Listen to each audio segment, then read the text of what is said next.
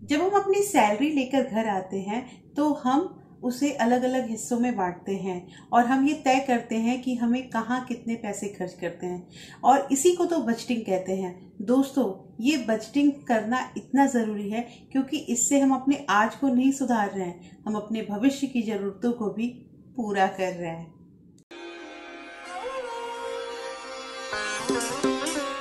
Hello everyone, welcome back to my channel real life with Tuku. कैसे हैं आप लोग? आई होप आप बहुत अच्छे होंगे और सेहतमंद होंगे और आप लगातार मेरी वीडियो के साथ भी बने हुए होंगे। दोस्तों, आज की वीडियो में हम बात करेंगे कि बचत हम करना तो चाहते हैं लेकिन बचत हो नहीं पाता है और हमें ये नहीं समझ में आता है कि हमारा पैसा कहाँ बच सकता है। सारे जो काम होते हैं वो हम नीड वाले ही काम करते हैं, ज़रूरत वाले, फिर भी हमारे पैसे क्यों नहीं बचते हैं। तो देखिए, कुछ ऐसे पॉइंट हैं जिनको अभी भी हम ध्यान में नहीं दे रहे हैं और अगर हम उसे ध्यान नहीं देंगे तो हमारे पैसे कैसे बचेंगे। तो आज की वीडियो में आपको बहुत ही इम्पॉर्टेंट 3 पॉइंट बताऊंगी जिनकी जानकारी हम लोग को होनी चाहिए और शायद चेक कीजिए कि कहीं हमारे पैसे जो हैं इन 3 पॉइंट में तो ज्यादा खर्च नहीं हो रहे हैं। तो दोस्तों, वीडियो बहुत इंटरेस्टिंग है, इसलिए इस वीडियो के अंत तक जरूर बने रहिएगा। और अगर आप लोगों ने अभी तक रियल लाइफ विद टुकू को सब्सक्राइब नहीं किया है तो सब्सक्राइब कर लीजिए अपने इस चैनल को और साथ में जो बेल आइकन है उसे भी जरूर प्रेस कर दीजिएगा ताकि ऐसे ही इंटरेस्टिंग वीडियो के नोटिफिकेशन आपको मिलते रहें। दोस्तों, वीडियो पसंद आए तो एक लाइक जरूर कर दीजिएगा। तो चलिए स्टार्ट करते हैं वीडियो को। दोस्तों, सबसे पहला पॉइंट है कि तात्कालिक खरीदी ना करें। अब यहाँ ये क्वेश्चन आएगा कि ये तात्कालिक खरीदी क्या होता है। देखिए, हम लोग ना बहुत मूडी होते हैं और ऐसा नहीं कि ये मैं होती हूँ या मतलब देश के जो है वो 10% या 20% नागरिक ही होते हैं। मोस्टली 90% लोग जो होते हैं वो मूडी होते हैं।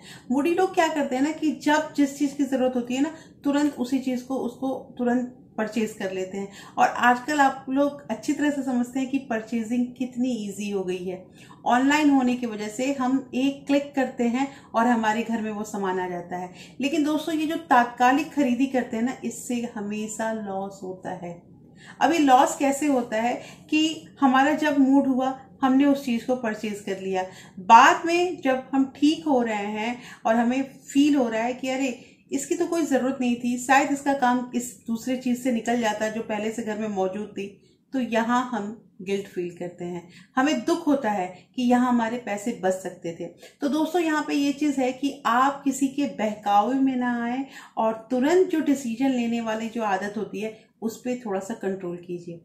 इसके साथ एक चीज और मैं कहूंगी कि स्ट्रेस भी, ज्यादा तनाव लेना भी अच्छा नहीं होता है, क्योंकि तनाव में पता है क्या होता है, हमें अपना मूड सही करना होता है तो हम सोचते हैं कि हम शॉपिंग करेंगे, क्योंकि मूड को सही करने का सबसे मतलब इजी जो रास्ता होता है वो यही होता है कि शॉपिंग करें। और ऐसा है कि जब आप टेंशन में रहेंगे ना तो आप अक्सर उल्टी सीधी चीजें लेके ही घर पे आएंगे और बाद में जब आपका मूड सही हो जाएगा, जब आप टेंशन फ्री होंगे तो आपको होगा पछतावा। तो दोस्तों, इस चीज पे ध्यान दीजिए और जल्दबाजी कभी भी किसी चीज को खरीदने में मत कीजिएगा। दूसरा जो यहाँ पे पॉइंट है दोस्तों, ये सबसे इंपॉर्टेंट पॉइंट है और ये है घर का किराया। अब देखिए, यहाँ पे बहुत लोगों के दिमाग में बहुत सारे क्वेश्चन आएंगे कि घर का किराया वो तो देना ही है, जब अगर अपना घर नहीं है तो हमें तो किराया देना ही है। लेकिन एक चीज समझिए यहाँ पे जो मैं आप लोगों को बताना चाहती हूँ कि अपना घर और किराए में अंतर होता है।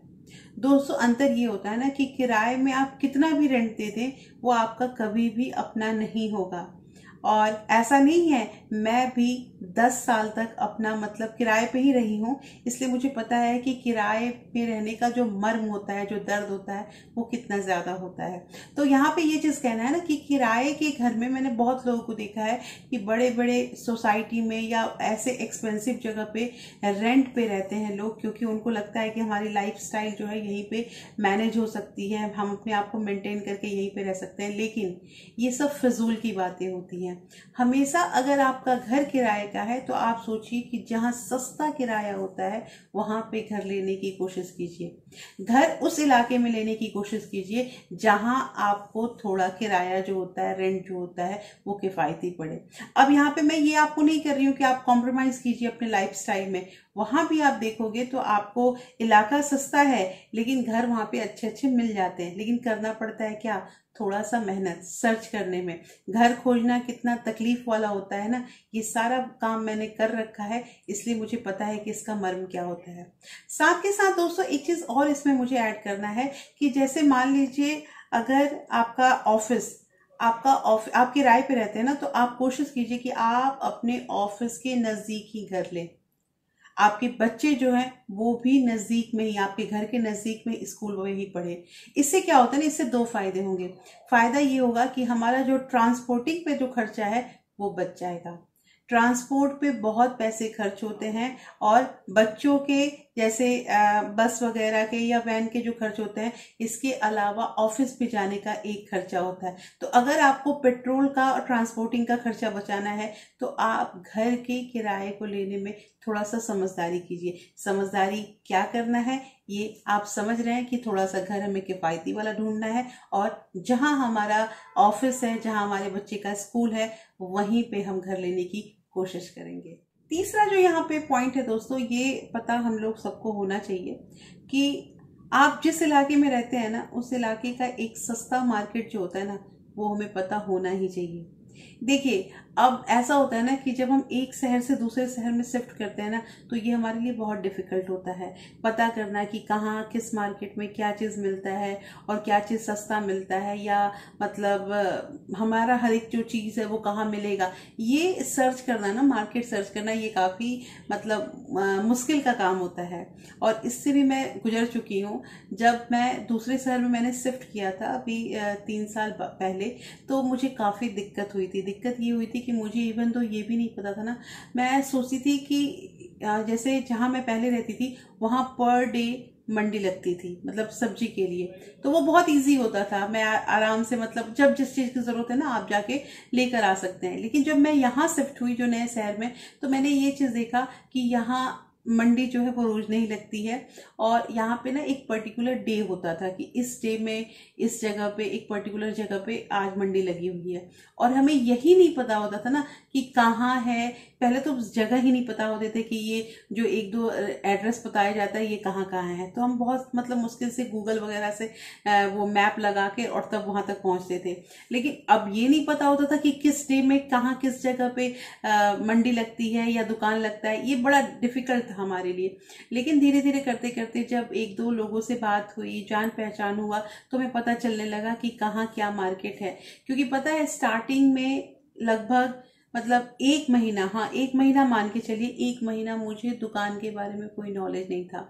मैं सारा कुछ जो था मेरे सोसाइटी की जो शॉपिंग कॉम्प्लेक्स है वहीं से उठा कर लेकर आती थी, चाहे वो सब्जी हो, चाहे मेडिसिन हो, चाहे कुछ भी हो। और ज्यादा अगर खुश हुई तो फिर ब्लिंकिट है वहां से उसको मंगा लेती थी। और लेकिन मन तो बहुत होता था कि मैं थोड़ी सी मतलब थोड़ा मार्केट देखूं।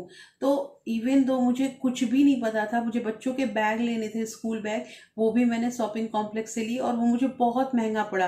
क्योंकि महंगा इसलिए पड़ा क्योंकि मार्केट रेट तो मैं जानती हूँ, लेकिन यहाँ पे मार्केट ही नहीं जानती थी। तो मेरे पास कुछ मतलब मुझे समझ में नहीं आया। लेकिन धीरे धीरे करते करते जान पहचान एक दो लोगों से हुए, तो मुझे पता चलने लगा कि कहाँ मंडी लगती है, कहाँ जो इसका चीपेस्ट मार्केट है इस एरिया का वो कौन सा है, फिर कौन सा महंगा मार्केट है, ये धीरे धीरे करके पता किया। तो ये चीज हमें जानकारी होनी चाहिए दोस्तों कि अगर जिस हम लोकेलिटी में रह रहे हैं, जिस जगह पे रह रहे हैं, तो वहां पे सस्ता मार्केट क्या है, और सस्ता मार्केट के अलावा मंडी कहाँ लगती है, कहाँ से हम फ्रूट्स ले सकते हैं, कहाँ से मेडिसिन ले सकते हैं, ये सारा कुछ हमें पता होना चाहिए। तो दोस्तों आज के वीडियो जो है, इस वीडियो मैंने आपको 3 ऐसे पॉइंट बताए, ये तीनों के तीनों पॉइंट नए हैं, और आप इसको चेक कीजिएगा कि क्या हमारे पैसे इन तीनों जगह पे ज्यादा खर्च हो रहे हैं और इस वजह से हम बचत नहीं कर पा रहे हैं, क्योंकि हमारा एक ही एम है, बचत करना। दोस्तों वीडियो पसंद आई है तो एक लाइक जरूर कीजिएगा, और आप इस वीडियो को अपने फ्रेंड्स और फैमिली के साथ शेयर भी कर सकते हैं। फिर मैं मिलती हूँ आपसे ऐसे ही इंटरेस्टिंग वीडियो के साथ। तब तक अपना प्यार और सपोर्ट ऐसे ही बरकरार रखिएगा। Thank you, thanks for watching.